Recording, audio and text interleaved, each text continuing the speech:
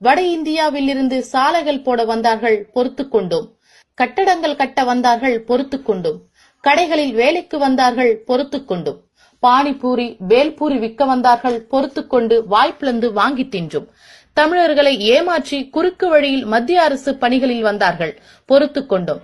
தமிழக அஞ்சல் பணிகளுக்கு வடநாட்டினரை வேலைக்கு அமர்த்தினார்கள், பொறுத்துக் கொண்டோம். தென்னக ரயில்வேயில் வடநாட்டினரை வேலைக்கு அமர்த்தினார்கள், பொறுத்துக் கொண்டோம். TNPS எக்ஸாமில் வடநாட்டினர் எழுதி பாஸ் செய்தார்கள், பொறுத்துக் கொண்டோம்.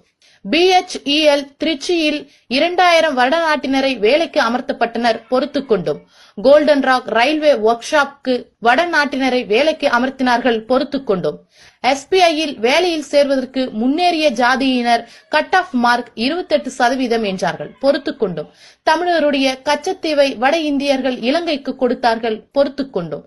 ரஷ்யாவில் வெடித்து சிதறி 2 லட்சம் பேர் உயிரிழந்த அதே ரஷ்ய தொழில்நுட்ப அணு உலைகளை நம் மண்ணில் அமைத்தார்கள், பொறுத்துக் கொண்டோம்.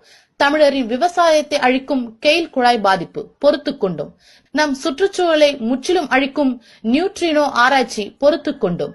ஆத்து தண்ணீரை பன்னாட்டு கார்ப்பரேட் நிறுவனங்களுக்கு கொடுத்துவிட்டு தண்ணீரை வற்ற செய்து ஆத்து மணலை கொள்ளையடித்து வட இந்தியா மற்றும் அரபு நாடுகளுக்கு கடத்தினார்கள், பொறுத்துக் கொண்டோம். மலைகளை அழித்து கிரானைட் குவாரிகளை உருவாக்கினார்கள், பொறுத்துக் கொண்டோம்.